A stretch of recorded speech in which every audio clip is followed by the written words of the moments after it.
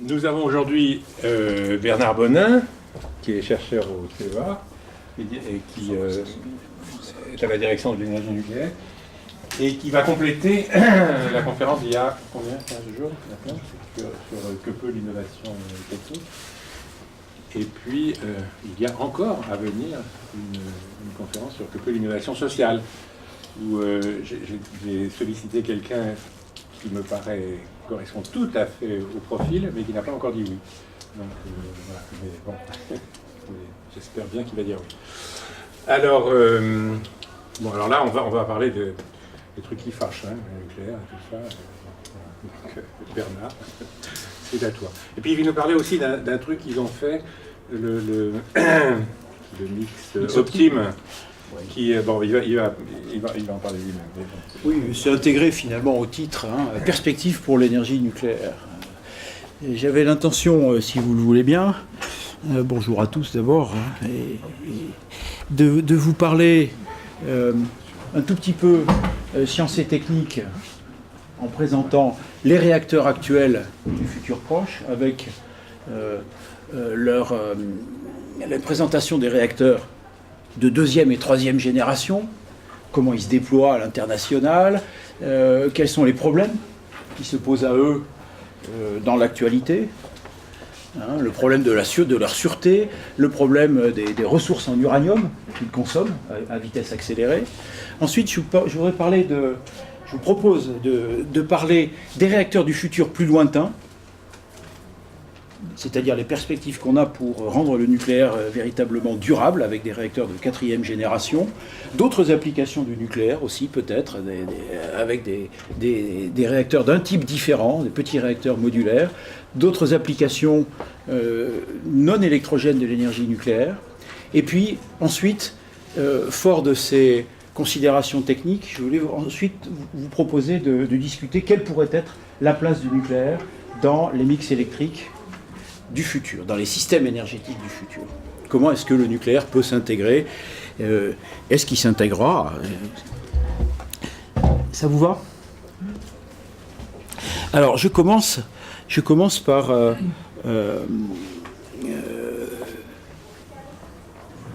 les questions générales que je voudrais aborder. Les avantages du nucléaire, c'est bien sûr une compétitivité économique qui était acquise il y a encore quelques années, qui est remise en question aujourd'hui, donc il faudra discuter de ça. Des émissions de CO2 extrêmement réduites, et puis une sécurité d'approvisionnement en électricité, ça produit l'électricité de façon stable, le nucléaire.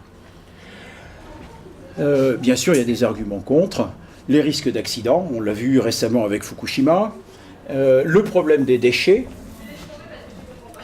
les questions de prolifération. Voilà. Donc, au milieu de tout ça, eh bien, on a des réacteurs actuellement de deuxième et troisième génération.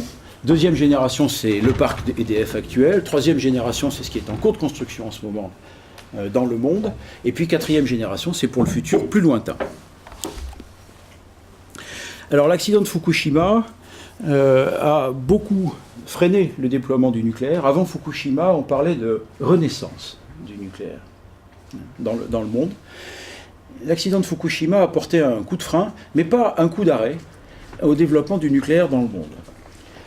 Et il y a certains pays qui ont décidé de se désengager du nucléaire. Ils sont finalement relativement minoritaires. Je pense à l'Allemagne en particulier. Mais dans le monde, le déploiement du nucléaire continue. Et plus particulièrement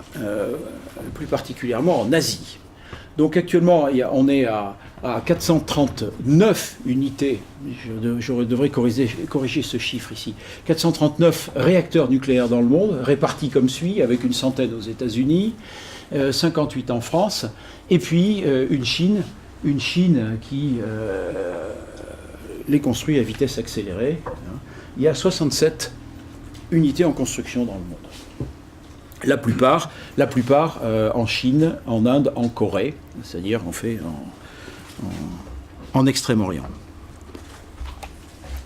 Ce nucléaire, il est constitué principalement de réacteurs à eau. Il y a eu une sélection darwinienne des réacteurs nucléaires qui a abouti à une dominance des réacteurs à eau. On dit réacteurs à eau, c'est des réacteurs qui sont refroidis par l'eau. L'eau joue un rôle de fluide caloporteur, mais il joue aussi un rôle de modérateur, c'est-à-dire l'eau ralentit les neutrons pour les amener à une énergie suffisamment faible pour que la probabilité d'interaction de ces neutrons avec l'uranium, la probabilité de fission, la section efficace de fission, devienne grande. Alors, ces réacteurs à eau, ils viennent en deux grandes variétés. On a des réacteurs à eau sous pression, où on maintient cette eau sous une pression suffisante pour éviter son ébullition, et puis les réacteurs à eau bouillante, où au contraire, on laisse l'ébullition se faire. C'est les réacteurs à eau sous pression qui sont majoritaires. Ces réacteurs à eau ont gagné ont été sélectionnés essentiellement parce qu'ils sont extrêmement compacts. Et du fait de cette compacité, ils sont bon marché. Ils ont d'autres défauts que je citerai au fur et à mesure de l'exposé. La France, comme vous savez, produit à peu près 75% de son électricité avec 58 réacteurs répartis sur le territoire. Et ce parc nucléaire, il a un certain nombre de défis devant lui, en particulier le défi de la sûreté, en particulier après Fukushima. Il faut démontrer cette sûreté avec des critères renforcés. Il y a les défis de la gestion des déchets. Il y a les défis de l'allongement de la durée d'exploitation des réacteurs. J'en dirai 3 mots parce qu'il me paraît d'une importance capitale. Et puis, bien sûr, il y a le défi du futur plus lointain avec le déploiement de réacteurs de 4e génération. Alors, la sûreté. Voilà une image de Tchernobyl, Fukushima en 2011. Voici une petite liste des causes d'accidents sur un réacteur nucléaire. On peut avoir des brèches du circuit primaire. C'est-à-dire, en fait, le circuit primaire d'un réacteur nucléaire, c'est un peu comme une cocotte minute, de bonne dimension, 300 degrés, 150 bars. Mais si cette cocotte minute casse, on a des ennuis. C'est une cause possible d'accident. C'est jamais arrivé, véritablement. On a des transitoires de réactivité. Ça, c'est ce qui est arrivé à Tchernobyl. Et puis, on a des pertes de systèmes de refroidissement. Et c'est ce qui est arrivé à Fukushima. Alors, la conséquence de ces accidents, le pire qui puisse arriver à un réacteur nucléaire, c'est la fusion du cœur avec éventuel relâchement des radionucléides dans l'environnement. Après Fukushima, les autorités de sûreté nucléaire dans le monde ont toutes souhaité renforcer les règles de sûreté des installations nucléaires, en particulier vis-à-vis des agressions externes. Agressions externes, séismes, inondations, chutes d'avions. Ça s'est traduit en France en Europe par des stress tests et en France par des études complémentaires de sûreté qui ont conclu qu'aucune installation française n'est à fermer, mais beaucoup sont à renforcer. Et c'est très cher. C'est très cher. Bon, au passage, la doctrine dite de défense en profondeur qui consiste à disposer plusieurs dispositifs de sûreté en cascade pour se prémunir des risques d'accident, s'est trouvée confirmée. Mais on observe en ce moment une dérive qui est préoccupante dans la doctrine des autorités de sûreté, notamment françaises. On passe de la doctrine à l'ARA, qui signifie une gestion du risque as low as reasonably achievable, j'insiste sur le R, reasonably, à une doctrine qui serait plutôt à l'A, c'est-à-dire as low as achievable. Ce dispositif complémentaire de sûreté, vous pouvez le faire, faites-le. Oui, mais ça va nous coûter un bras. Tant pis, faites-le. Donc on est en train d'observer cette dérive qui n'est pas écrite, transcrite dans des règles écrites noir sur blanc, mais on observe dans l'esprit cette dérive et elle est très inquiétante parce qu'elle coûte très cher à la communauté. Pour donner un chiffre, le grand carénage et le renforcement de la sûreté des réacteurs nucléaires du parc français EDF va coûter quelque chose comme 55 milliards à la France. Et c'est bien entendu le français moyen qui va payer. C'est 55 milliards sur combien d'années? Alors 55 milliards pour assurer le renouvellement des autorisations 20-30 ans. sur, 10 ans. typiquement 10 ans. Et sur 10 ans, le prix de l'électricité fournie, produite par 58 réacteurs est infiniment supérieur à ça. Oui, pas infiniment, 55 mais milliards, effectivement. en fait, c'est EDF beaucoup a fait en ses soi, comptes mais- et effectivement ça passe. Mais c'est pas beaucoup. Si, c'est beaucoup quand même, mais bon. Traduit en centimes d'augmentation du kilowattheure, c'est combien? Je sais pas le 2, chiffre 3 exact, mais centimes. oui, c'est quelques centimes. Sur effectivement. 14. C'est vrai. C'est moins cher que le photovoltaïque. Le photovoltaïque, encore moins cher on que est le obligé photovoltaïque. de l'acheter à 66 centimes. Oui, oui, je suis d'accord. Ah non, mais c'est important. Tout à fait. Désolé pour... Donc, Oui, oui. En tout cas, l'évolution de ces règles de sûreté se traduit par des questions qui touchent à la conception des futurs réacteurs. Par exemple, on se pose des questions pour savoir s'il convient d'évacuer ce qu'on appelle la puissance résiduelle, celle qui est produite par le réacteur, qui est encore produite par le réacteur après un arrêt de la réaction en chaîne. Cette puissance doit être évacuée, c'est ça qui a fait défaut à Fukushima. On se pose la question de savoir s'il faut la faire de façon passive ou active en mettant des pompes. Ça touche à la conception des futurs réacteurs. De même, la rétention du corium. Le corium, c'est le cœur du réacteur une fois qu'il a fondu, quand on est en cas d'accident grave. Ce corium-là, certains réacteurs garantissent sa rétention dans la cuve. On refroidit la cuve, c'est-à-dire le fond de la cocotte minute, suffisamment fort pour éviter sa fusion et son percement, alors que d'autres conceptions de réacteurs, comme par exemple le PR français, disent on ne réussira pas à garantir le non-percement de la cuve, et par conséquent, on se dote d'un dispositif pour récupérer le corium une fois qu'il aura percé la cuve. C'est une sorte de cendrier, quoi, où on récupère ce corium et on l'étale pour mieux le refroidir. C'est évidemment un enjeu important, parce que les réacteurs qui garantissent la rétention du corium en cuve sont d'une conception plus simple et sont plus économiques à l'achat. Donc vous voyez, il y a des enjeux commerciaux derrière ce truc-là.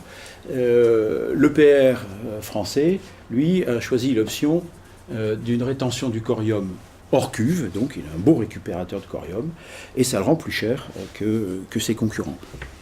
Plutôt plus cher. Donc vous voyez les enjeux liés à la sûreté. Un autre grand enjeu pour le parc actuel, c'est l'extension possible de sa durée de vie. Vous avez ici la pyramide des âges des réacteurs du parc français. Ces réacteurs-là, ils ont à peu près 25 ans de moyenne d'âge. Ils ont été prévus pour durer 40 ans, à peu près. On s'aperçoit qu'ils vieillissent plutôt bien. Et donc la tentation est grande de demander à l'autorité de sûreté la permission de continuer à exploiter ces réacteurs au-delà de la durée de vie initialement prévue.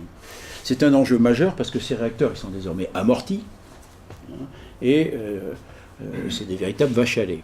Alors il n'y a pas que les Français qui raisonnent comme ça. En fait, tous les exploitants nucléaires dans le monde raisonnent comme ça, et en particulier les Américains ont demandé, tous les exploitants américains ont demandé l'extension de la durée de vie de leurs réacteurs, et ils l'ont obtenu pour des durées longues, passer de 40 ans à 60, voire même dans certains cas 80. Alors ça induit des programmes de recherche, parce qu'il faut se convaincre que ces réacteurs-là tiendront le coup au-delà de ces fameux 40 ans. Ça pose des questions de matériaux, en particulier de tenue des matériaux sous irradiation. Les matériaux se fragilisent sous irradiation. Tenue des matériaux sous corrosion aussi. L'eau à 300 degrés, l'eau dans la cocotte minute, c'est un milieu très corrosif. Donc il faut se convaincre qu'on saura faire tenir ces matériaux 10, 20 ans de plus, malgré la corrosion, malgré l'irradiation. Voilà un exemple de réacteur de 3e génération. C'est l'EPR, qui est le produit phare d'Areva. Voilà, celui-ci est en construction en Finlande, à Olkiluoto. Il a une conception très renforcée du point de vue sûreté par rapport à c'est aussi un réacteur à eau, mais avec des dispositifs de sûreté renforcés, une double enceinte conçue pour résister à une explosion hydrogène et à des chutes d'avion, ce fameux récupérateur de corium dont je parlais précédemment, des systèmes redondants pour évacuer la puissance résiduelle en cas d'accident. Ce réacteur-là n'est pas tout seul sur le marché, des réacteurs de 3e génération, hein, j'ai dit qu'il y en avait 67 en construction dans le monde, et il a des concurrents, et là je n'ai cité, vous voyez, les réacteurs à eau proposés à la construction dans le monde occidental. J'aurais dû citer sur ce transparent, le principal concurrent, c'est les réacteurs russes, hein, qui eux aussi proposent des réacteurs à eau sous pression, et taillent des croupières aux constructeurs occidentaux, hein, puisque sur les 67 réacteurs en construction, il y en a une bonne partie qui est de conception et de fabrication russe. Alors, je voudrais dire un mot maintenant sur la question des ressources en uranium. Et avant ça, il faut que je fasse un détour pour expliquer un petit peu le bilan matière, le bilan ce qui arrive à des noyaux d'uranium dans le combustible d'un réacteur à eau. Vous avez en haut du transparent 100 atomes d'uranium. Sur ces 100 atomes d'uranium, il y en a 96 qui sont des isotopes de l'uranium 238, non fissile, et il y en a 4 qui sont des isotopes de l'uranium 235, fissile. On dit que c'est de l'uranium enrichi à 4%. Ces 100 atomes d'uranium passent en gros 4 ans de séjour en réacteur. Ils subissent une douche de neutrons. Sous cette douche de neutrons, 3 sur les 4 atomes d'uranium 235 fissionnent et produisent des produits de fission qu'on retrouve ici. Et puis, il y en a un qui survit à la douche et qu'on retrouve en bas du transparent, c'est-à-dire dans le combustible usé, après les 4 ans. Les atomes d'uranium 238, eux, ils subissent la douche de neutrons et la grande majorité d'entre eux, 93, il leur arrive rien. Donc on les retrouve dans le combustible usé au bout des 4 ans. Il y en a quand même 3 qui capturent un neutron. Ces atomes d'uranium ne sont pas fissiles, donc ils capturent le neutron, ils l'absorbent et ils se transforment en un uranium 238 qui lui-même se transforme par le jeu des décroissances radioactives en un atome de plutonium. Un noyau de plutonium, 239. Et là où ça se complique, c'est que ce plutonium-là, il est fissile lui-même. Donc, il subit la douche de neutrons. Et sur les 3 atomes de plutonium formés, il y en a 2 qui fissionnent. Et donc, on a des produits de fission. On a 5 paires de produits de fission produites au total dans le combustible usé. 3 du fait de l'uranium, 2 du fait du plutonium. Et puis, il y a un peu de plutonium qui survit également. Voilà. Donc, vous voyez ici que ces réacteurs à eau, c'est des machines à formidablement mal brûler les noyaux lourds, puisqu'on retrouve dans le combustible usé beaucoup d'uranium qui n'a pas brûlé. Voilà. Donc, pour vous donner une idée, eh bien, il faut mettre dans chaque réacteur français, par an, une vingtaine de tonnes d'uranium enrichi, à 4,5%. Et pour ça, il a fallu 130 tonnes d'uranium naturel pour produire cette vingtaine de tonnes d'uranium enrichi. Vous multipliez ça par 58 pour avoir la consommation française en uranium. Cet uranium, ce n'est pas vraiment une ressource très très rare, mais quand même. Voilà une image d'une mine d'uranium. Vous avez une carte du monde ici avec les producteurs, les principaux producteurs d'uranium. Vous voyez ici le Canada, vous voyez le Kazakhstan, vous voyez le Niger, vous voyez l'Australie. C'est pas comme les ressources pétrolières, elles ne sont pas concentrées dans quelques endroits du monde. Là, vraiment, c'est relativement bien réparti. Et cet uranium-là, les géologues ont estimé les ressources mondiales. Et ont trouvé que, évidemment, les quantités d'uranium disponibles dépendent du prix qu'on consent à payer pour les extraire. Toujours est-il que de l'uranium bon marché, on en a environ une quinzaine de millions de tonnes. alors que les besoins actuels sont d'environ 60 000 tonnes. Je parle pour le parc mondial. Vous faites la division et vous vous apercevez que finalement les ressources en uranium relativement bon marché, identifiées par les géologues, on en a pour typiquement une centaine d'années, quoi, en gros. 100, 200 ans, pas plus. D'où ma conclusion, avec les réacteurs à eau actuels, qui sont ces formidables machines à mal brûler l'uranium, le nucléaire n'est pas durable. Je vous écoute. Allez, Sébastien. Parce que les quantités, c'est d'ailleurs comme le pétrole finalement, les quantités d'uranium qui restent, qu'on peut exploiter, ça dépend énormément du prix qu'on y met. Je l'ai dit. Et comme d'autre part, le prix du combustible, de l'uranium lui-même, est finalement une très faible proportion du prix, du coût de production de l'électricité nucléaire. Entièrement d'accord. On pourrait consentir à payer plus cher. Voilà. Doubler ou même quintupler en allant chercher de l'uranium dans l'océan tout simplement, quintupler les réserves en quintuplant le prix qu'on est prêt à y mettre, on a une infinité de ressources, en particulier dans le mer de l'uranium. Est-ce que vous êtes d'accord? Alors, je suis d'accord avec la première partie de votre phrase, c'est-à-dire, en fait, l'uranium naturel n'entre que pour une faible partie dans le prix du mégawattheure, et on pourrait consentir une augmentation. On pourrait consentir à payer plus cher pour l'extraire de terre, cet uranium naturel, sans pour autant gréver fortement la compétitivité économique du nucléaire. Jusque-là, je suis d'accord. Là où je suis plus d'accord, c'est quand vous dites il y en a énormément dans l'eau de mer, et finalement, ça rend la ressource inépuisable. C'est vrai qu'il y en a dans l'eau de mer, mais la teneur dans l'eau de mer, c'est 3 ppb, 3 parties par milliard.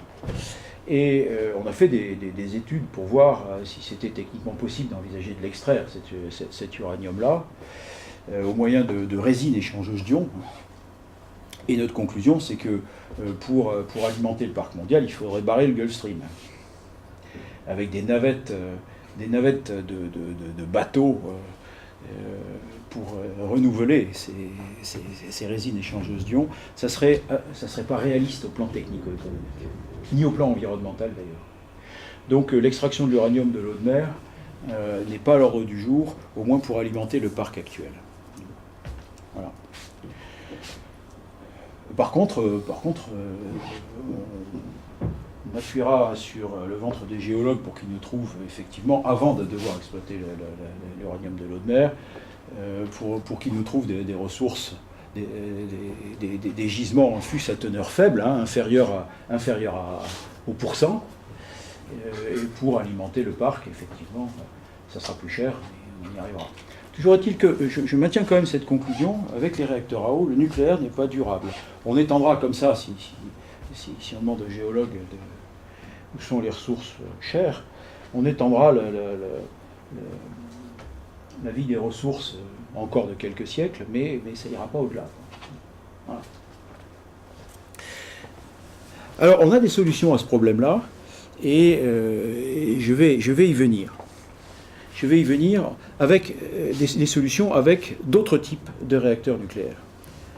Alors, les réacteurs nucléaires, pour les concevoir, il faut choisir finalement un type de combustible, un type de caloporteur, un type de modérateur. Et toutes les combinaisons possibles de ces trois choses ont été essayées, de fait. Elles ont été essayées.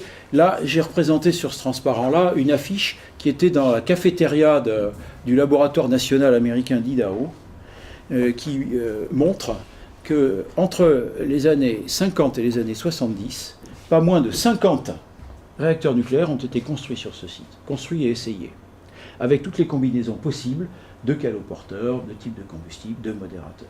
Tout a été essayé. Certains, c'était vraiment des mauvaises idées, ils n'ont duré que quelques heures d'exploitation. Mais enfin, pour vous montrer, c'est fascinant quand même, ça montre la vitalité du domaine à cette époque-là. Maintenant, on mettra plutôt 10 ans à construire un prototype. Alors, cette sélection darwinienne qui a abouti à la sélection des réacteurs à eau, voilà comment elle a joué. Je voudrais revenir un tout petit peu avant de parler des réacteurs du futur, vraiment à l'historique lointain. vous avez ici une sorte d'arbre généalogique ou d'arbre phylogénétique des réacteurs nucléaires, depuis le premier, 1942, le réacteur de Fermi, jusqu'au futur, 2040, avec un certain nombre d'embranchements. La largeur des feuilles de cet arbre cherche à représenter le nombre de réacteurs déployés dans le monde. On a commencé par des réacteurs qui devaient marcher à l'uranium naturel parce qu'on n'avait pas d'uranium enrichi à l'époque. Et donc, il fallait choisir un modérateur c'est-à-dire un ralentisseur de neutrons, un matériau ralentisseur de neutrons qui ne les absorbe pas trop. Sinon, on n'atteint pas, finalement, la masse critique pour entretenir la réaction en chaîne dans le réacteur. Ça a donné lieu à des réacteurs modérés à refroidir à l'eau lourde, ou bien des réacteurs au graphite. Peu de temps après, à partir des années 70, on a enrichi l'uranium et ça a donné la possibilité de faire ces fameux réacteurs à eau qui finalement ce sont des à eau légère, à eau ordinaire. Hein.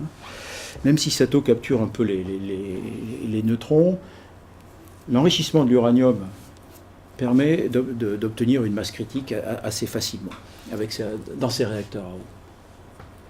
Donc ces réacteurs-là se sont déployés ici.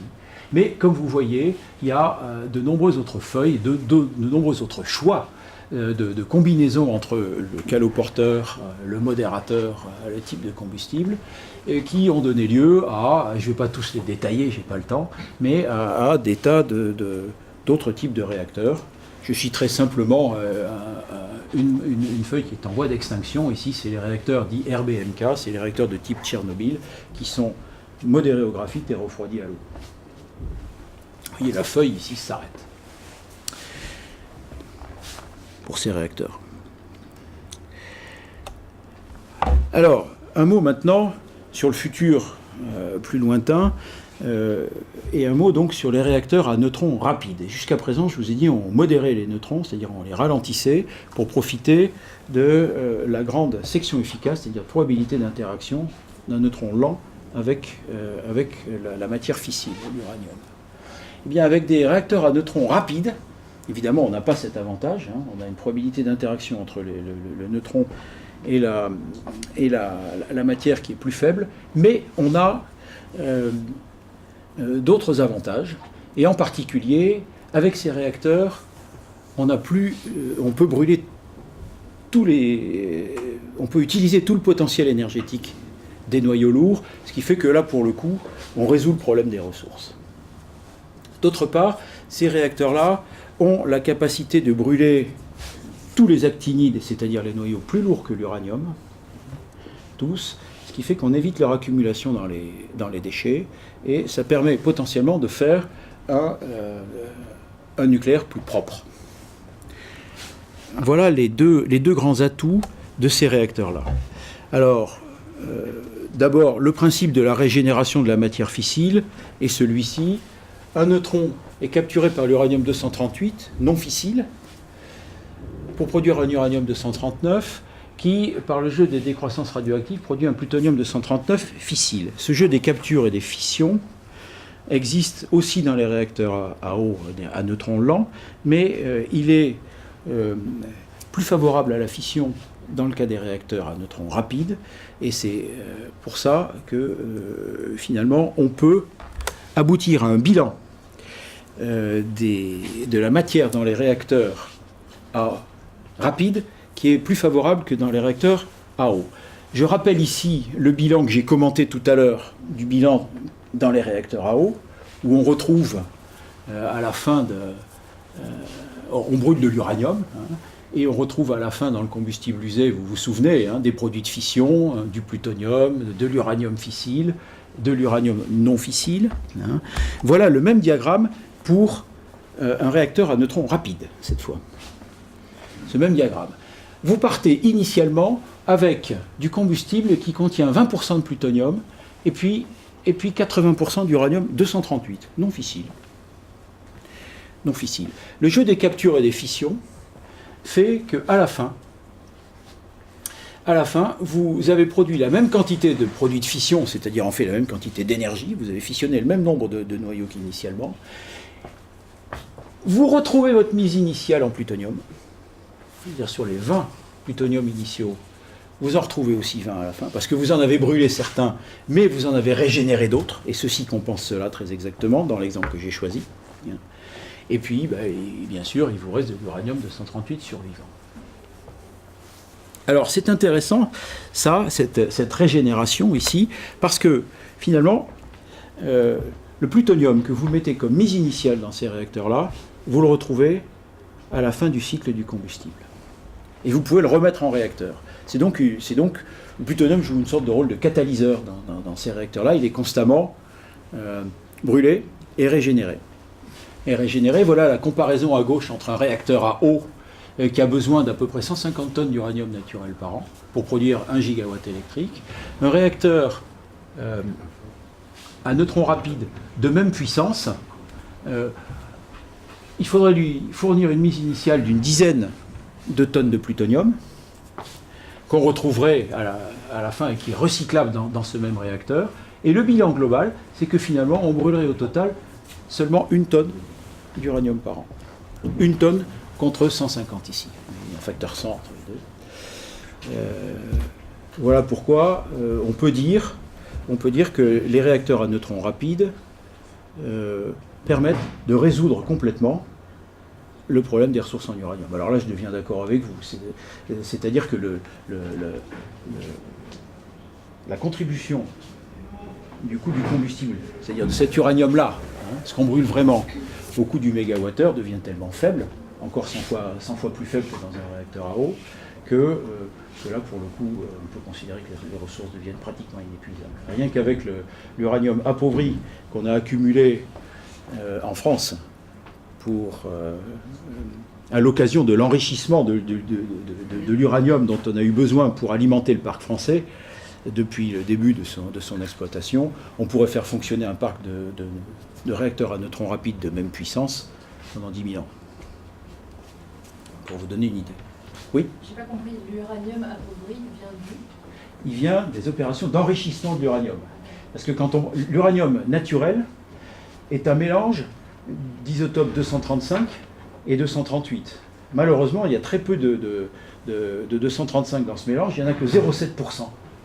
Par conséquent, pour faire l'uranium enrichi dont on a besoin pour alimenter le parc de réacteurs à eau actuel, c'est un enrichissement à 4% dont on a besoin, eh bien, on produit deux flux. Un flux d'uranium enrichi, celui qu'on exploite, qu'on utilise effectivement pour fabriquer le combustible dans les réacteurs à eau, et puis un flux d'uranium appauvri, dont on n'a pas usage pour l'instant, et qui est soigneusement entreposé dans le Limousin, à Bessines, dans l'attente d'une utilisation ultérieure, par exemple dans des réacteurs à neutrons rapides comme celui-ci.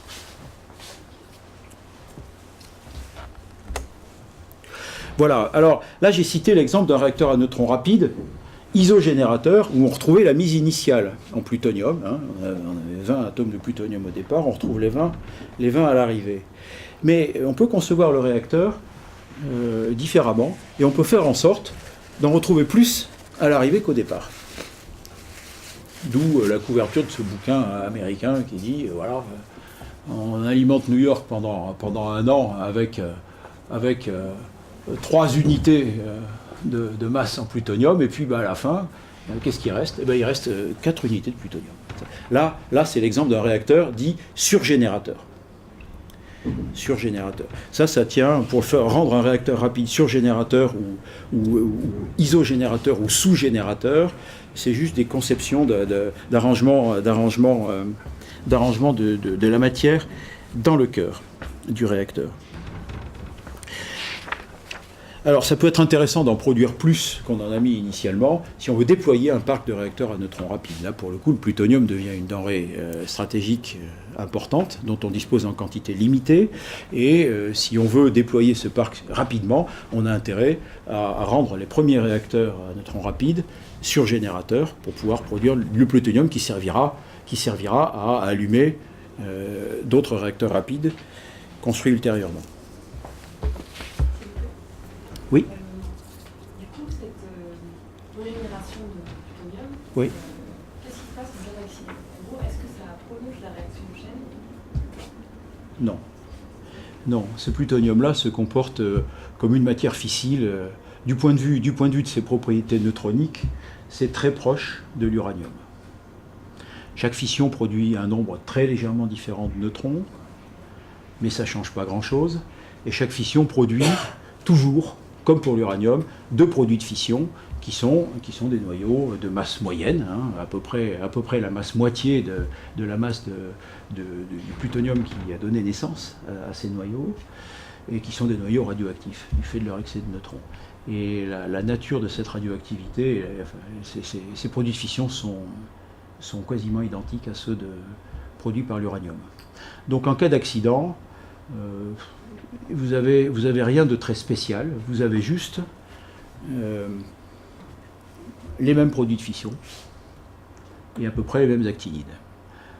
Il est vrai que vous avez dans le cœur plus de plutonium que vous n'en avez dans un réacteur à eau, et que ce plutonium est très radiotoxique.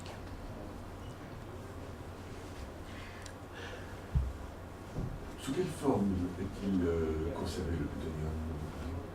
Alors, il est utilisé, recyclé dans le cœur des réacteurs sous une forme qui est généralement de l'oxyde, PuO2. Et cet oxyde, il est en fait incorporé, on fait un mélange d'oxyde, c'est un oxyde mixte, uranium-plutonium, qu'on appelle le MOX, Mixed Oxide. Voilà.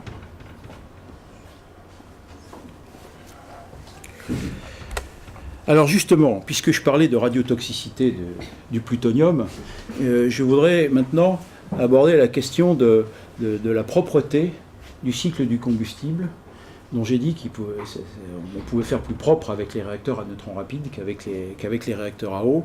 Pourquoi?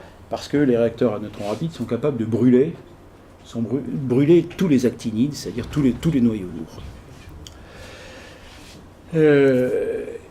Voilà ici une courbe, ou plutôt trois courbes, qui représentent la radiotoxicité des déchets ultimes en fonction du temps.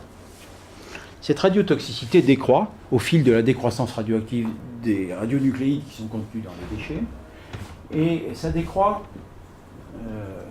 relativement lentement, comme vous pouvez le voir. Si les déchets en question, on considère que c'est le combustible usé. Si on dit, après 4 ans en réacteur, mon combustible usé, il contient certes encore des matières valorisables, il s'est formé du plutonium dedans, mais je considère tout ça comme un déchet, je ne cherche pas à valoriser ça, et voilà la radiotoxicité de ce déchet. La radiotoxicité de ces déchets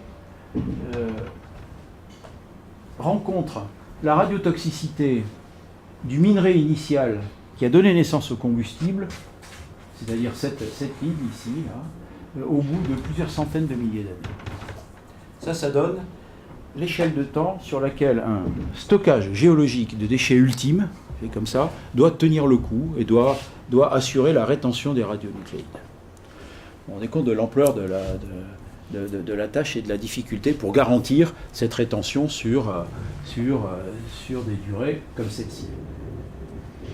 Il y a une deuxième option pour le cycle du combustible qui consiste à dire ce combustible usé, il contient encore des choses valorisables, vous avez vu, il s'est formé dedans du plutonium, et il contient encore de l'uranium fissile. Par un traitement chimique, on peut décider de les extraire, ces matières valorisables, et de mettre au déchet seulement le reste. Le reste, c'est les actinides mineurs, américium, neptunium, curium, qui se sont formés par capture successive de neutrons sur les noyaux lourds, sans fissionner. Et puis c'est bien sûr les produits de fission, qui sont les véritables cendres de la réaction nucléaire. C'est ce qu'on fait en France, cette séparation.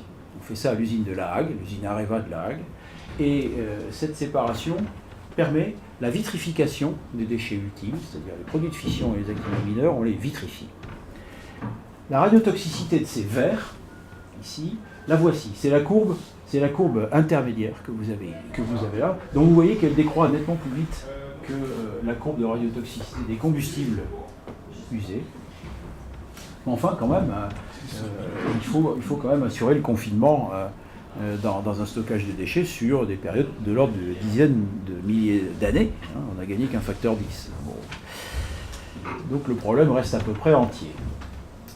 Sauf qu'on a conditionné les déchets quand même sous une forme nettement plus commode et durable, sous forme de verre, hein, qu'un assemblage du combustible usé. Et la troisième courbe que je voudrais commenter ici, c'est la radiotoxicité des déchets qu'on aurait si on retirait des déchets par un processus chimique, non seulement le plutonium et l'uranium comme on le fait actuellement en France, mais également tous les actinides mineurs, les américium, neptunium et curium. Là, pour le coup, on aurait une courbe de radiotoxicité qui décroîtrait au niveau de la radiotoxicité du minerai initial en quelques siècles. En quelques siècles seulement, et ça change complètement la face du problème de la gestion de ces déchets. Alors, ça, la courbe du haut, c'est le problème que les Américains ont sur les bras, par exemple, hein, parce qu'ils ont décidé de ne pas retraiter leur combustible usé, de ne pas recycler le plutonium, et par conséquent, ils ont sur les bras un déchet qui est le combustible usé. La courbe du milieu, c'est la courbe française actuelle, puisque nous, on a décidé de retraiter le combustible et de mettre au déchet seulement les produits de fission et les actinides mineurs.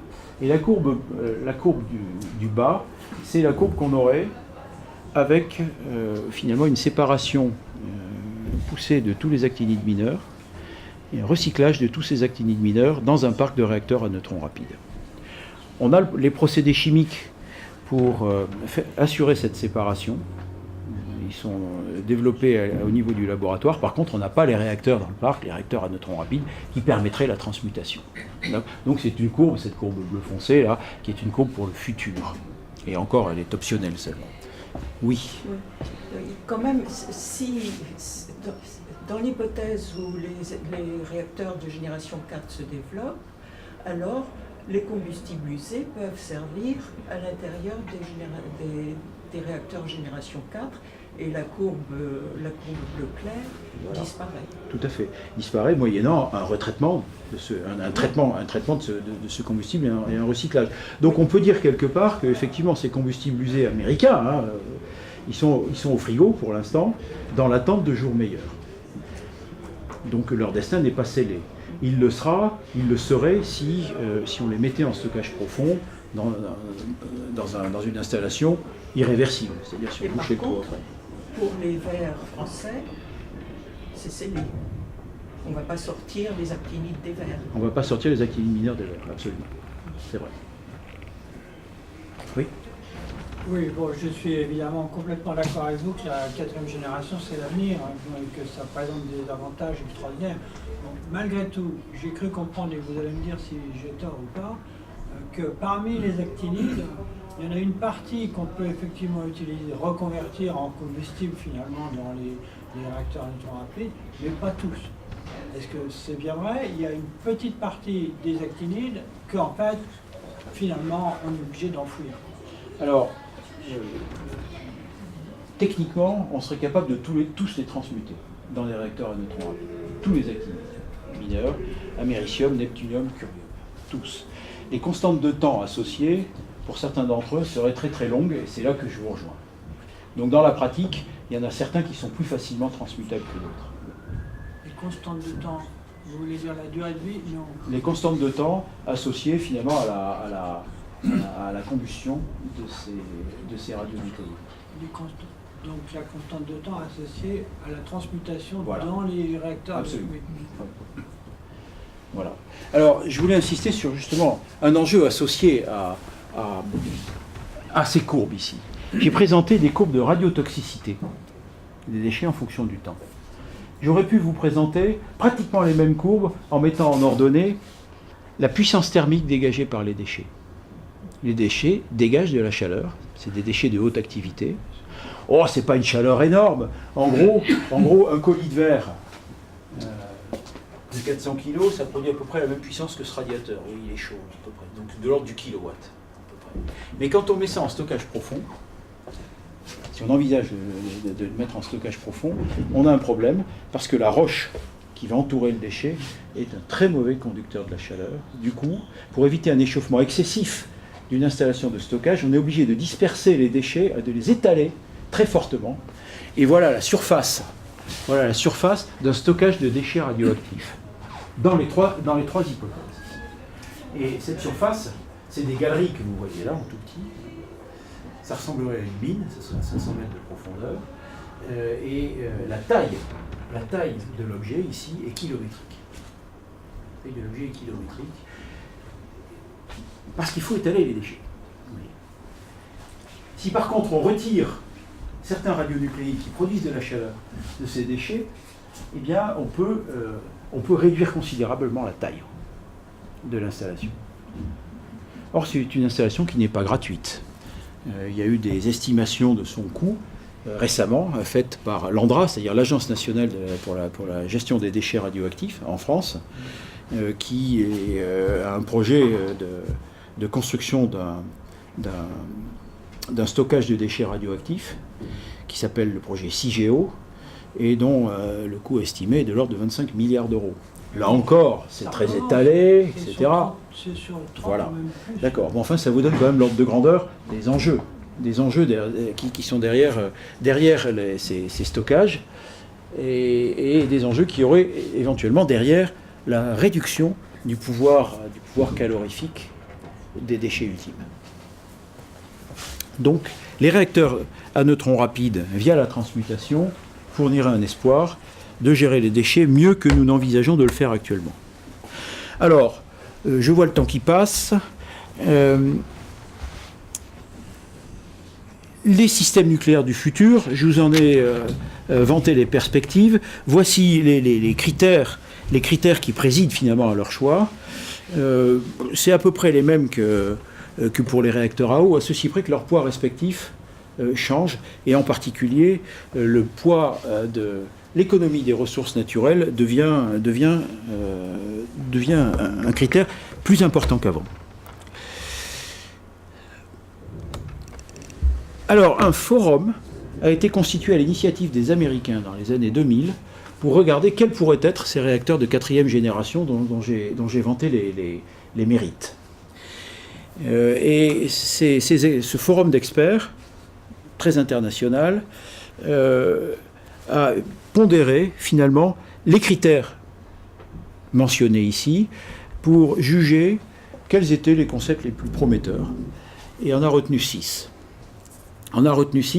Voilà le panorama des 6 concepts qui ont été retenus, et je ne vais pas les décrire en grand détail tous, mais juste illustrer ces concepts pour en montrer la variété, pour montrer finalement que les choix pour ces réacteurs de 4e génération, ils sont encore extrêmement ouverts. Celui-ci, en haut à gauche, c'est un réacteur rapide refroidi au sodium. C'est Phénix, c'est Super Phénix, revisité.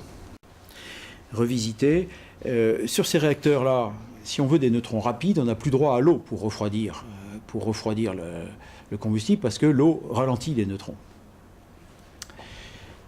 Par conséquent, il faut recourir à un autre fluide caloporteur qui ralentit moins les neutrons, un fluide caloporteur plus lourd, où le noyau est plus lourd. Et donc là, en l'occurrence, le choix pour ce concept-là, c'est le sodium. On peut envisager aussi le plomb. On peut envisager, alors pour le coup, un noyau léger, mais de faible densité, en faible densité, on peut refroidir un réacteur à neutrons rapides par circulation d'hélium dans le cœur du réacteur.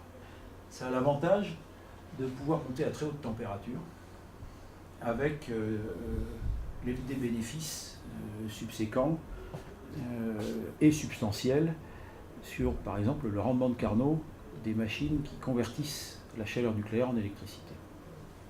Typiquement, la température dans un cœur de réacteur comme celui-ci pourrait être de l'ordre de 900 degrés. Et donc, on peut espérer avec ça des rendements de Carnot de conversion en électricité supérieurs à 50%. On peut envisager d'autres types de combinaisons. Je citerai celui-ci, par exemple, qui est un réacteur à sel fondu, où le combustible n'est plus sous forme solide dans un cœur constitué d'aiguilles, assemblées en faisceaux, mais est tout simplement mélangé au fluide caloporteur sous forme liquide, sous forme de sel fondu, des fluorures ou des chlorures. Alors c'est un concept extrêmement élégant parce que la géométrie du cœur devient extrêmement simple pour le coup. On n'a pas à craindre la fusion du cœur, il est déjà fondu. Ce concept-là, il a été initialement proposé dans une version à neutrons lents, où les neutrons étaient ralentis par du graphite, et plus récemment, il a été proposé dans une version à neutrons rapides, où on enlève tout simplement le graphite, par une équipe du CNRS, et je pense que c'est une idée excellente qui mérite d'être creusée. Voilà. Bon, je ne commenterai pas les autres, mais juste illustrer la variété des idées qui ont paru prometteuses à ces experts du Forum Génération 4. Comment on extrait la chaleur dans celui-là? C'est le fondu? C'est le fondu. Eh bien, on échange le fluide caloporteur échange sa chaleur avec un fluide secondaire qui fait tourner une turbine, tout simplement. C'est à l'extérieur de la cuve. Là, et c'est à l'extérieur de la cuve, bien sûr. Donc tu vois ici le fluide primaire ici, qui échange sa chaleur avec le fluide secondaire qui circule ici via les turbines.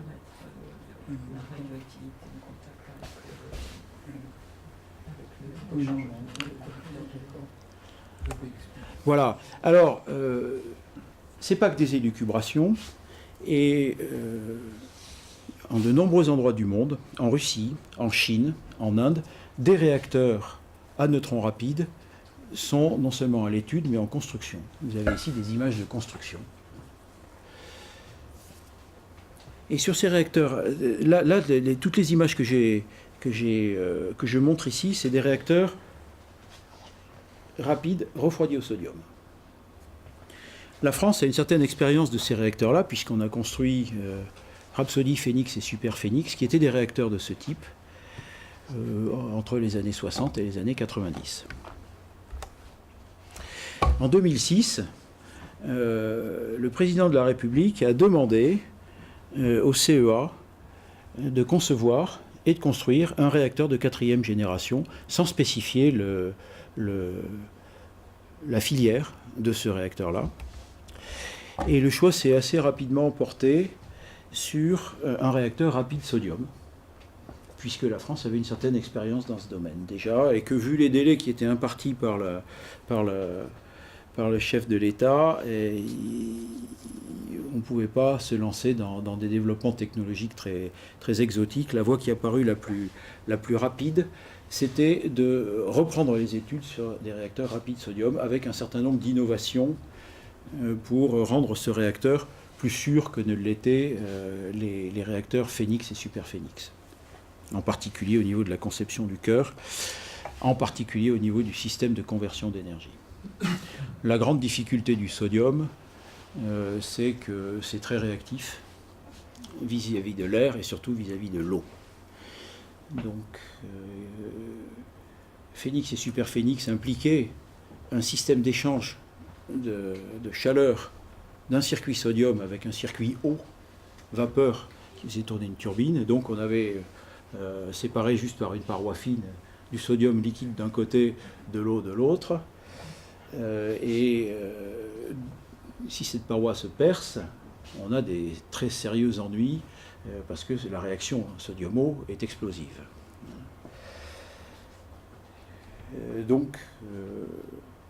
Ce risque-là avait été jugé acceptable à l'époque pour Phoenix et Super Phoenix par les autorités de sûreté. On a considéré que ça serait difficile à faire gober par les autorités actuelles, et par conséquent on a cherché autre chose pour convertir la chaleur du réacteur en électricité, et l'option qui est à l'étude en ce moment, c'est un système de conversion sodium-gaz. On a un échangeur, alors un gaz inerte, hein, en l'occurrence ça serait de l'azote, qui ferait tourner une turbine à gaz. Donc vous voyez, il ne s'agit pas de resservir avec ce prototype qui s'appelle Astrid, Advanced Sodium Technological Reactor for Industrial Demonstration. Il ne s'agit pas de resservir la même soupe que Phénix et Superphénix. Il y a des innovations importantes derrière, dans le sens enfin pratiquement toutes vont dans le sens de la sûreté. Pourquoi garder le S alors? Sodium? Oui. Parce que les autres choix de concept, ici... Non, parce que tu dis que c'est un gaz. Ah non, attends, non, Circuit secondaire. c'est pour le circuit secondaire qu'on passe au gaz. Mais pour le circuit primaire, on reste au sodium. Il est en construction ou c'est un projet? Non, pour l'instant, il est en projet. L'avant-projet sommaire est terminé et on avance maintenant vers un avant-projet détaillé. Voilà. Mais pour l'instant, rien n'est encore construit. Et on s'interroge d'ailleurs pour savoir si on sera capable, si la France aura les moyens de se payer seule. Quand je dis France, c'est l'État, mais c'est aussi les industriels du nucléaire, Areva et EDF. Donc on fera peut-être appel à un tour de table international pour avancer le moment venu. On n'en est qu'au début, on n'a pas de feu vert pour construire encore. Voilà. Alors justement, ça m'amène à ce transparent-là qui montre que finalement les échelles de temps pour la succession des générations nucléaires, je vous ai commenté les générations 1, 2 et 3, je parle maintenant de la 4e, les échelles de temps de ces générations nucléaires sont extrêmement longues. Il faut typiquement 30 à 40 ans pour passer d'une génération à l'autre. Voilà. Quand est-ce que ces réacteurs de 4e génération se déploieront? À vrai dire, on ne sait pas. Tout ce qu'on sait, c'est qu'ils seront plus chers à la construction que les réacteurs de 2e et 3e génération, parce qu'ils sont plus compliqués, parce qu'ils mettent en jeu des matériaux qui doivent résister à l'irradiation par des neutrons rapides, et les neutrons rapides, c'est agressif vis-à-vis des matériaux, donc il faut des matériaux très spéciaux. Donc on sait qu'ils seront plus chers. De combien, on ne sait pas. Et tout l'enjeu est de savoir, finalement, pour l'industriel, ils ne seront intéressants que quand ils compenseront leur surcoût, leur handicap de surcoût à l'investissement par une économie de matières fissiles. Et ça dépend beaucoup de l'évolution du prix de l'uranium. Donc tout ce qu'on a pu faire, c'est faire une étude technico-économique pour dire, voyons, si le surcoût il est de l'ordre de 30% par rapport à un réacteur à eau de même puissance, eh bien il faut que l'uranium naturel atteigne des prix de l'ordre de quelque chose comme 250 € par kilo pour atteindre l'équilibre de compétitivité. Quand est-ce que l'uranium naturel atteindra ce niveau de prix-là? Ça dépend beaucoup de l'évolution du cours des matières premières, et le pauvre physicien que je suis est bien incapable de dire quand c'est, ce truc-là. Voilà. Toujours est-il que si on veut préparer l'avenir, il faut commencer dès maintenant, compte tenu de la longueur des échelles de temps. Ça dépendra pas aussi de comment on aura d'industriel du traitement des déchets. Si. Donc ça risque de nous coûter. Alors, on a pris en compte le coût de retraitement des combustibles usés, je devrais dire, plutôt que des déchets, dans cette étude technico-économique. C'est déjà pris en compte, ça. Mais effectivement, c'est un facteur très important, je suis bien d'accord. Voilà. Alors, un mot maintenant, rapidement, sur d'autres aspects du nucléaire du futur. Je voudrais parler des petits réacteurs modulaires. Si vous lisez l'actualité, vous verrez que beaucoup d'États, et en particulier les États-Unis, ont à l'étude des petits réacteurs modulaires. Et ça semble aller en dépit du bon sens, puisqu'il y a un effet d'échelle qui conduit au contraire vers des réacteurs de plus en plus gros. Un effet technico-économique. C'est pas 2 fois plus cher un réacteur 2 fois plus puissant, il s'en faut de beaucoup. Voilà ici l'évolution du coût d'investissement d'un réacteur en fonction de sa puissance. Vous voyez, le coût d'investissement dépend assez peu de la puissance finalement. Donc cet effet de taille favorise des réacteurs de grande puissance. Et de fait, quand on regarde l'évolution de la puissance des réacteurs à eau du parc français, voilà cette évolution ici en trois types de réacteurs. Donc comment ça se fait qu'on voit arriver sur le devant de la scène des réacteurs de moyenne puissance, voire petite puissance? Eh bien c'est parce que finalement ils sont peut-être mieux adaptés aux besoins modérés de certains pays. Donc on se repose la question, y a-t-il une taille optimale pour les réacteurs du futur?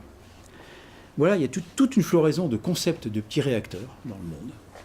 J'en ai cité quelques-uns ici. Certains sont des réacteurs à eau, la plupart.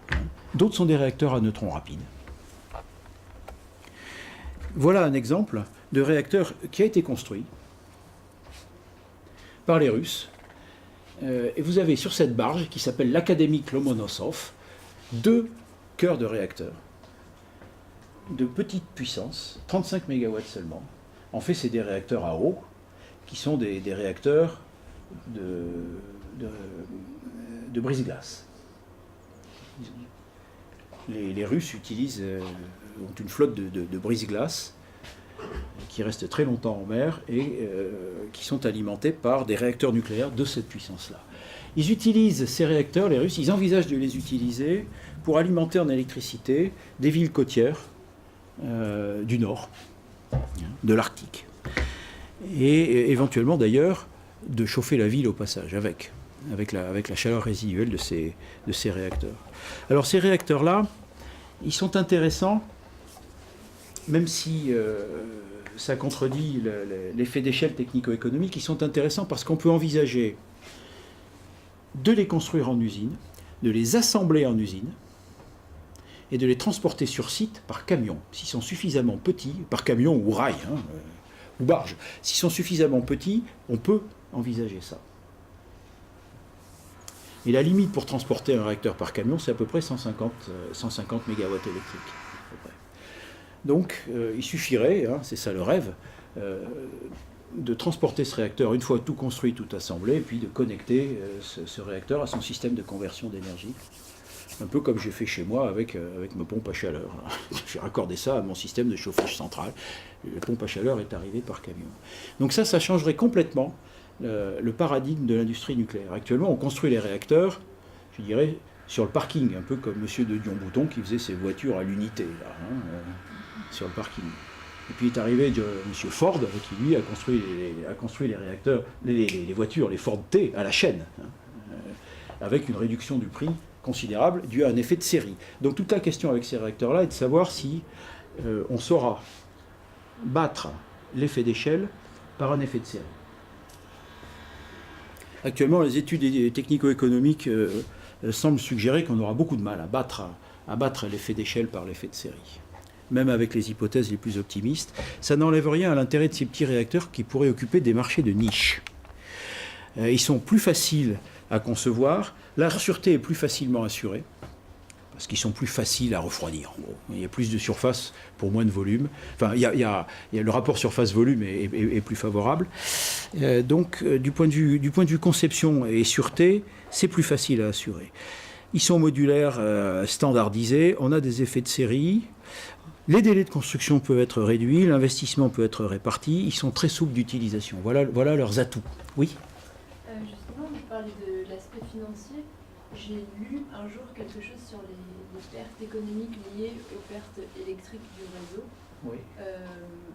qui diminuent en fait disons le rendement du nucléaire entre ce qui est produit et ce qui arrive chez moi. Oui.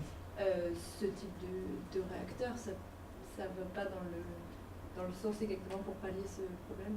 Et si, justement, un peu. Parce qu'on peut mettre ce type de réacteur-là au plus près des centres d'utilisation, c'est-à-dire on réduit la taille nécessaire du réseau. Et sans que ce soit des nomades ou des régions hyper isolées. Par exemple, il me semble que cet article que j'avais lu disait qu'il vaut mieux avoir ou c'est équivalent plutôt d'avoir un panneau solaire chez soi avec une petite batterie et donc d'être en réseau direct et fermé, plutôt que de faire venir du nucléaire de 500 km de là. Oui, oui, il faut tenir compte de ces pertes. Elles ne sont pas si gigantesques que ça quand même. Il ne faut pas exagérer l'importance de ce problème. Quand même. Je ne sais pas si vous avez un ordre de grandeur dans ces pertes. C'est de l'ordre de quelques pourcents pour une centaine de kilomètres, pas plus. Ça dépend de la tension de la ligne, ça dépend de beaucoup de choses. Et qu'en est-il de la constante de temps de ces réacteurs? Je veux dire, est-ce qu'on peut, par exemple, les moduler dans le temps en fonction de la demande ou en fonction des fluctuations de l'éolien voisin, avec une constante de temps plus rapide que le Est-ce qu'ils sont plus agiles pour suivre la charge? Est-ce qu'ils sont pilotables plus vite? Oui, potentiellement oui. Je vais en parler justement de cet aspect-là. Il y a aussi l'aspect sûreté. Est-ce que... Oui. Alors l'aspect sûreté, j'en ai dit 3 mots, en disant que c'était plus facile de faire un petit réacteur sûr qu'un gros réacteur sûr. Voilà, c'est l'impression qu'on a. Oui. Pour une simple question de surface sur volume. Oui, en gros oui. Ouais. S'ajoute, oui, c'est toujours ça. Ça aide à évacuer la puissance en cas d'accident, puisqu'on refroidit toujours en gros par la périphérie. Dans le cas de petits réacteurs à neutrons rapides, comme ça, on a aussi plus de fuite de neutrons, et ça permet d'obtenir des coefficients de réactivité qui sont plus favorables à la... Attendez, ces petits réacteurs, ils sont à neutrons rapides? Certains peuvent l'être. Hein. La plupart des concepts, je l'ai dit ça, la plupart des concepts sont à eau, mais il y a des concepts de petits réacteurs à neutrons rapides, que je trouve personnellement, moi, très séduisants.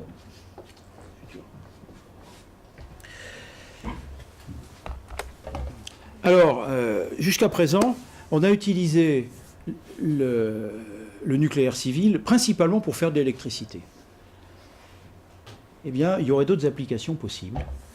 Je ne vais pas rentrer dans tous les détails des applications industrielles, mais en tout cas, il serait envisageable d'utiliser le nucléaire pour faire aussi du chauffage, et en particulier du chauffage urbain.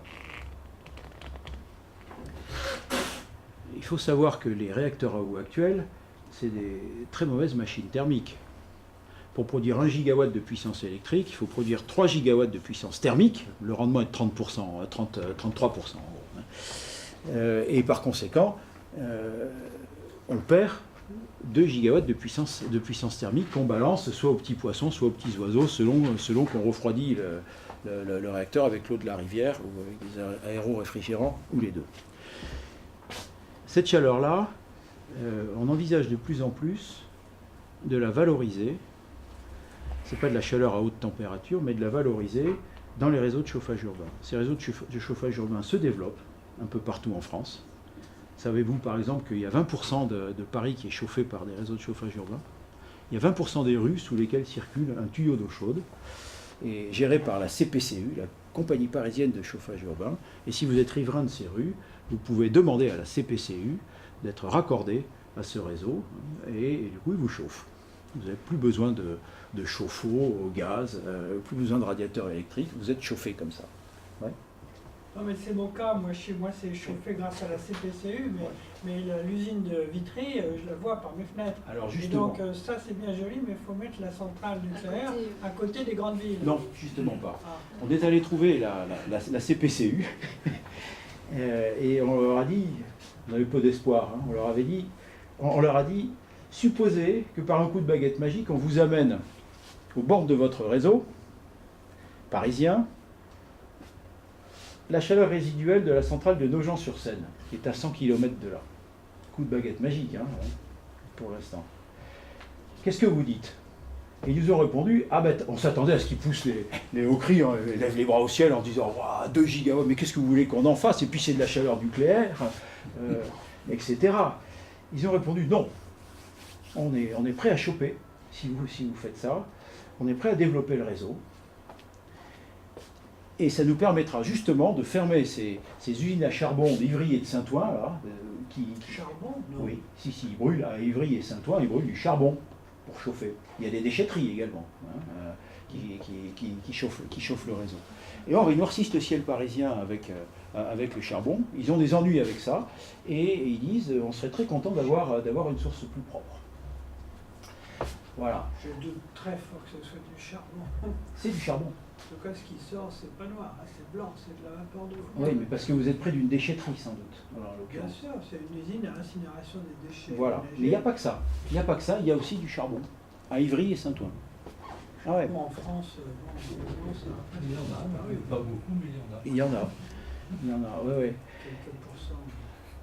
Ces réseaux-là, ils sont en train de se développer, pas seulement à Paris, mais Grenoble, par exemple, est déjà complètement équipé d'un réseau de chauffage urbain. Toulouse, Lyon aussi en partie.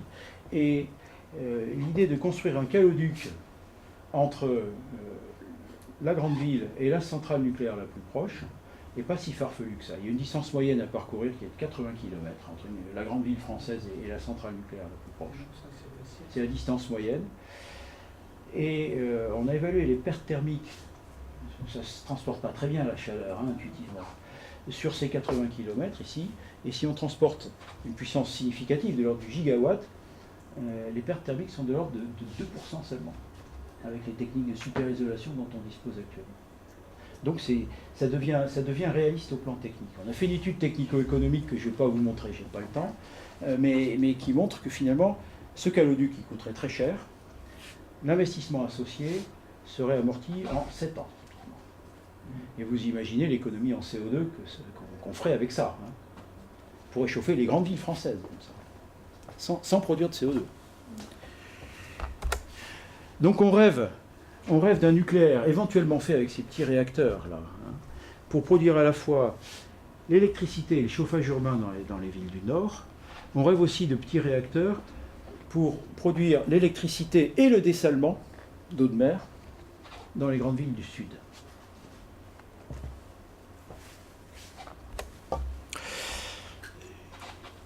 Il y aurait besoin aussi d'énergie propre, non émettrice de CO2 dans l'industrie pétrolière. L'industrie pétrolière est grosse consommatrice, brûle une partie de son pétrole pour produire l'électricité dont elle a besoin dans ses raffineries, par exemple. Je n'ai pas trop le temps de détailler.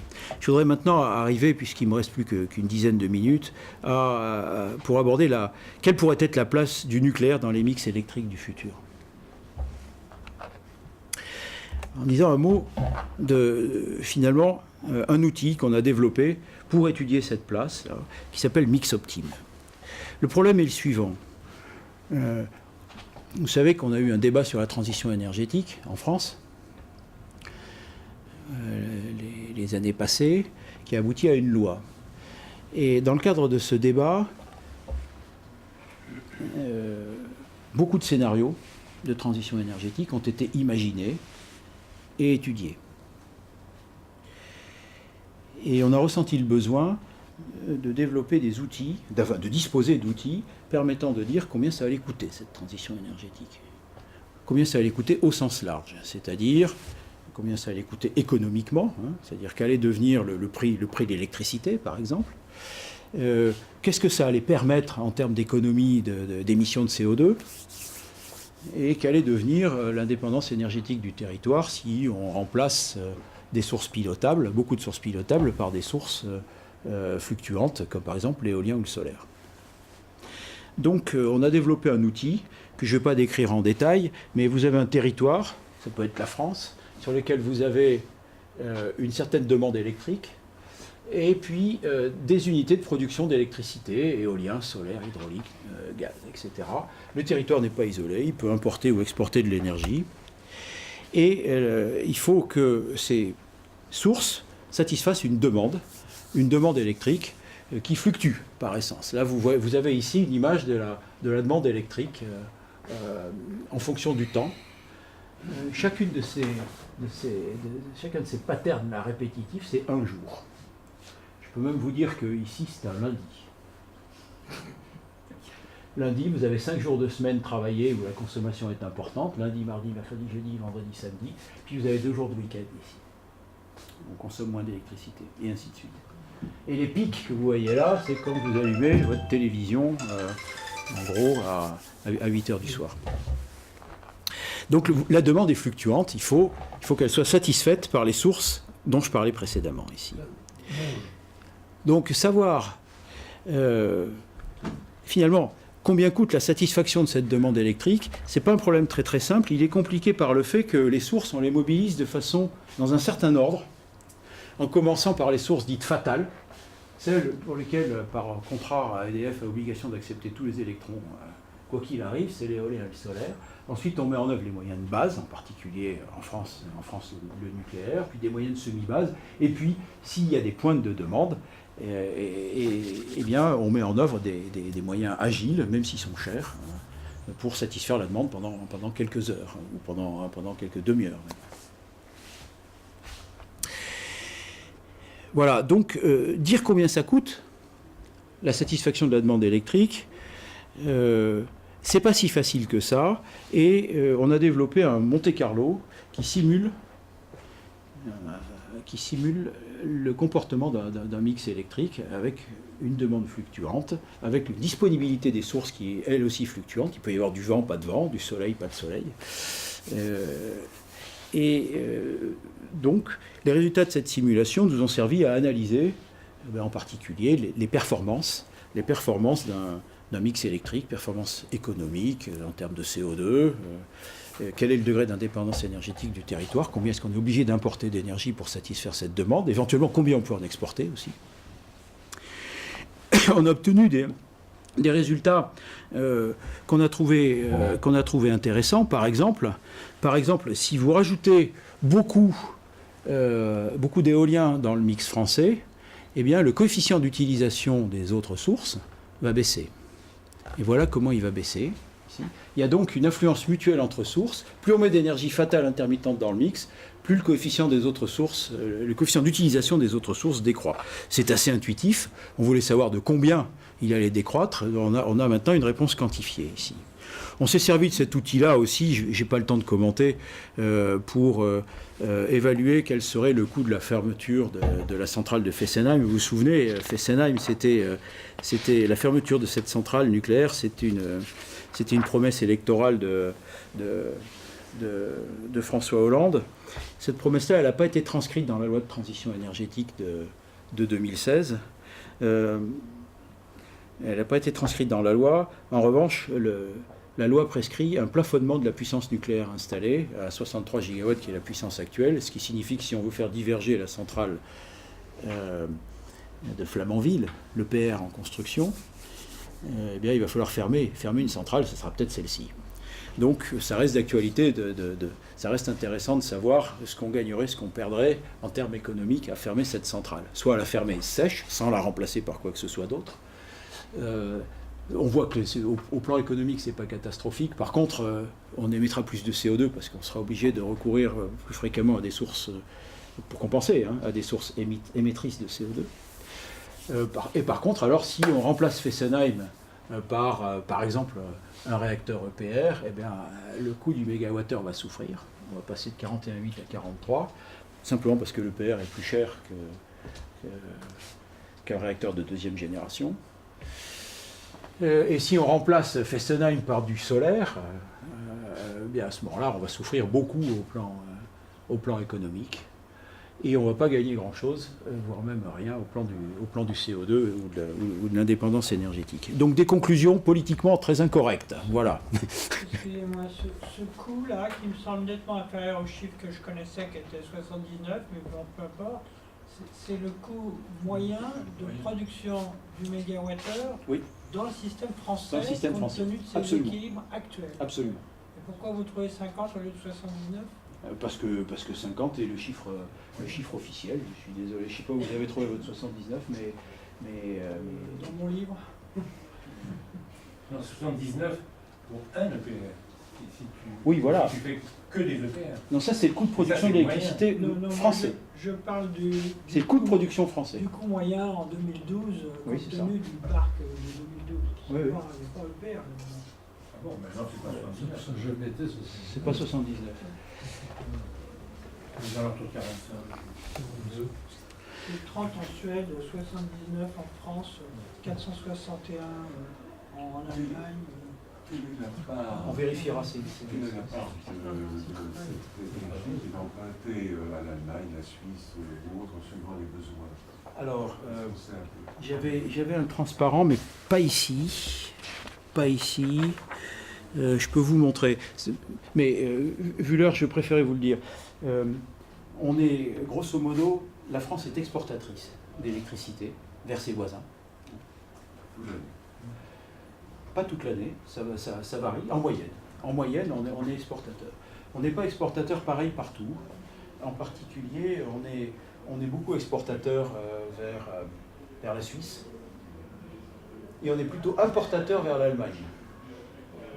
Oui, monsieur. Mais alors, c'est compliqué cette affaire-là, parce qu'en réalité, les Suisses, ils nous achètent de l'électricité quand on la vend pas cher, ils la stockent dans leur station de pompage, dans leur montagne, et ils la revendent aux Allemands quand elle est chère. Donc ils ne blanchissent pas que les euros, les Suisses, ils étaient connus pour ça, ils blanchissent aussi les électrons. Donc globalement, nos électrons arrivent en Allemagne, mais ils font le détour par la Suisse. Et on importe de l'éolien. allemand quand ils ont... Et quelquefois d'ailleurs, ils nous payent pour ça. Oui, ils nous payent. Ils nous payent. Il y a quelques jours, oui, il y a quelques jours dans l'année où les prix sont négatifs. Bon. Toujours est-il que justement, ça nous amène à la question des fluctuations. On a voulu savoir si les mix inventés dans les scénarios de transition énergétique seraient capables de suivre les fluctuations de charge. Ces fluctuations de charge vont devenir un problème préoccupant si on a beaucoup d'énergie fatale, fluctuante. Les fluctuations subies par le réseau ne feront qu'augmenter au fil de l'introduction de ces énergies-là. Donc on a fait l'algèbre suivante.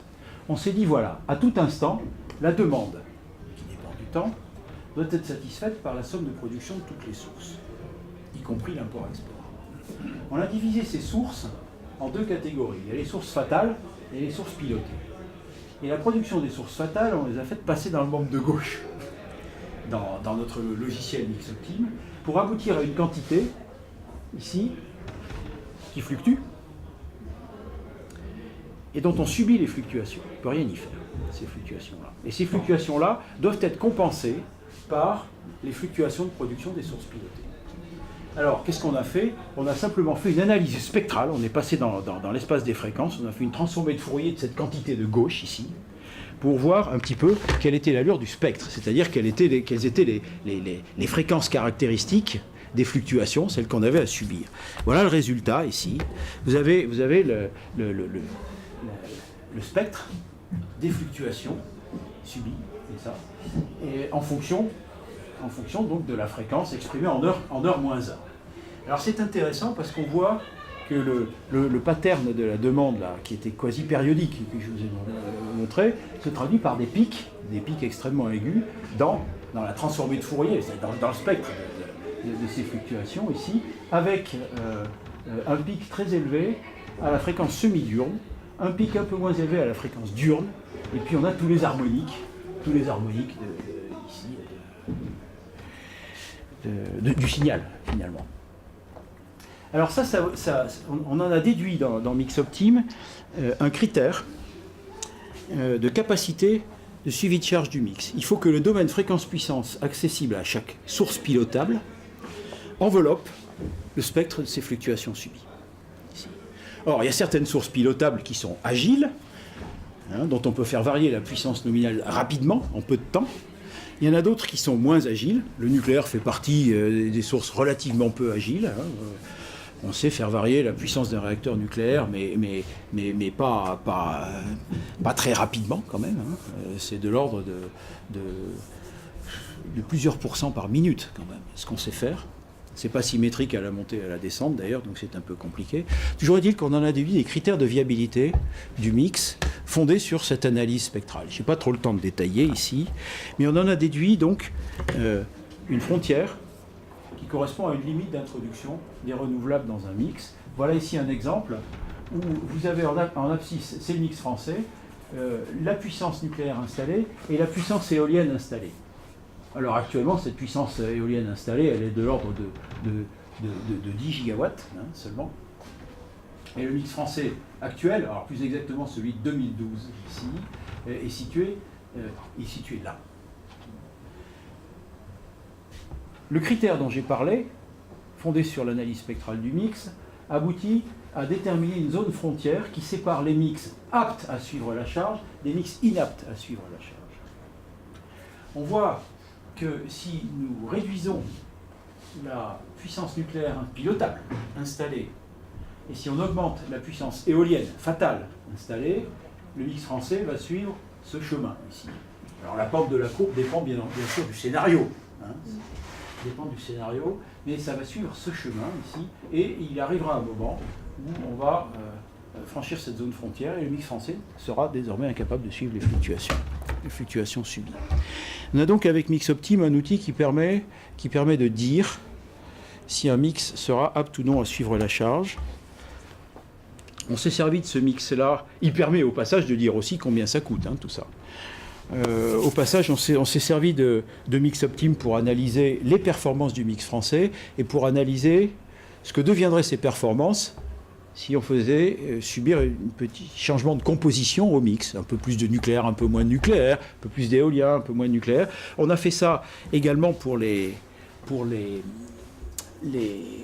mix européen. Et notre analyse, que je vais vous résumer en quelques mots, c'est finalement... On perdrait beaucoup à supprimer rapidement le nucléaire à enlever rapidement le nucléaire de deuxième génération du mix. On perdrait beaucoup à la fois au plan économique, au plan du CO2 produit et au plan de l'indépendance énergétique. C'est vrai en France, c'est vrai également en Europe. Oui. Est-ce que votre analyse elle prend en compte les potentiels travaux d'isolation énergétique parce qu'une bonne partie de notre consommation on se chauffe pas mal à l'électrique. Oui. L'isolation est susceptible de faire augmenter l'inertie et de réduire les fluctuations Oui. d'aliment. Est-ce que vous pouvez nous dire? La réponse est non. Non. MixOptime suppose qu'on a une demande. On fait une photographie d'un mix sur un territoire à un instant donné. Sur ce territoire-là, les maisons peuvent être isolées ou pas isolées. Moi, tout ce que j'en connais, c'est la valeur de la demande et ses fluctuations, n'est-ce pas? Ces fluctuations dépendent, et la valeur absolue de la demande dépendent de la façon dont la maison est isolée. Donc moi, je réponds à la question, j'ai une certaine demande électrique sur un territoire, combien ça coûte? Voilà. Donc, faire des hypothèses sur l'isolation des maisons, c'est pas étudier une photographie d'un mix, c'est regarder, au-delà de ça. Absolument. Alors, c'est clair qu'il faudrait isoler les maisons, ça permettrait de réduire la demande électrique et les fluctuations de cette demande d'ailleurs, beaucoup. Et par conséquent, on satisferait beaucoup plus facilement le critère de capacité de suivi de mix et on aurait des performances économiques bien meilleures. C'est sûr. C'est sûr. Mais je ne suis pas allé jusqu'à faire des hypothèses là-dessus. J'ai pris une valeur de demande donnée. Et j'ai regardé ce que devenaient les performances du mix pour cette valeur de demande-là. Que deviennent les performances si je change la composition de mon mix. J'ai pas tout à fait compris la question, c'est-à-dire en quoi isoler les fluctuations de la demande? Ça diminue la consommation. Oui. Ça diminue surtout ses fluctuations. Parce que Ça diminue la consommation de fuel et de gaz, et ça augmente la consommation d'électricité, parce que les pompes à chaleur, si on remplace du fossile par des pompes à chaleur, on augmente la consommation d'électricité, mais je vois pas en quoi ça change les fluctuations. Non, si on isole, non, elle a dit si on isole les maisons. Si on isole les maisons, tu diminues la valeur absolue de la demande. Ah oui, la valeur absolue de la demande. Tu diminues la valeur absolue de la demande et tu diminues aussi l'amplitude des fluctuations, puisqu'il y a Si j'ai une maison pas isolée, je chauffe quand je suis dedans. Et si j'ai une maison isolée, je peux chauffer sur des durées avec voilà. Ouais. Donc, réponse à la question, non, je ne suis pas allé jusqu'à ça revient à faire une hypothèse sur l'évolution de la demande, en gros. Voilà. Donc, les messages qu'on a tirés, c'est que le mix optimal a une capacité installée importante, hein, de l'ordre de plus de 2 fois la demande moyenne. Donc, il ne faut pas sous-dimensionner la capacité installée. Le mix optimal, il comporte beaucoup de nucléaire Gen 2, ça serait dommage de le fermer. Idéalement, il en faudrait d'ailleurs encore plus qu'actuellement. Si on était capable, mais ça c'est complètement fictif, hein, si on était capable d'augmenter la puissance nucléaire Gen 2 installée en France, tous les indicateurs de performance du mix s'amélioreraient. Donc c'est politiquement incorrect, hein, ce truc-là. On est loin de l'ordonnance du bon docteur Hollande. Le mix optimal, il est très exportateur aussi. On gagne du fric en ce moment en France à exporter de l'électricité. Parce que le coût de production de cette électricité en France est inférieur au coût, au prix d'exportation de l'électricité. Voilà. Et le nucléaire Gen 2, il est amorti, il produit l'électricité pour un coût moyen inférieur à ce prix du mégawattheure à l'export. Et donc réduire la part du nucléaire dans le mix, selon les vœux du gouvernement, ça va réduire cette part. Cette source de revenus. Voilà. Bon. MixOptime, vous pouvez vous amuser avec si vous voulez, parce que c'est un logiciel qui est en open access. Il est téléchargeable à l'adresse que j'ai indiquée ici. C'est même un jeu, hein, il y a moyen de jouer. Vous inventez votre mix avec quelques curseurs. Vous appuyez sur le bouton calculer. Le Monte Carlo se calcule sur le cloud. Hein. Vous avez la réponse 15 secondes plus tard, sous forme de trois petits indicateurs des cadrans qui vous disent le prix du mégawattheure dans le mix que vous avez inventé, la quantité de CO2 que vous produisez, et puis la probabilité de coupure d'électricité, c'est-à-dire la probabilité que votre mix ne satisfasse pas la demande dans certaines circonstances. Voilà, donc ça existe, c'est de l'open access, c'est même de l'open source, c'est-à-dire ceux qui sont intéressés par bidouiller les sources, on les met à la disposition du public. Ça nous a... on a voulu un outil comme ça pour que tout citoyen puisse se faire une idée sur la politique énergétique de son pays. Voilà. Mais écoutez, merci de votre attention. Je vois, j'ai largement dépassé mon temps. Merci aussi de votre patience. Et merci de vos questions.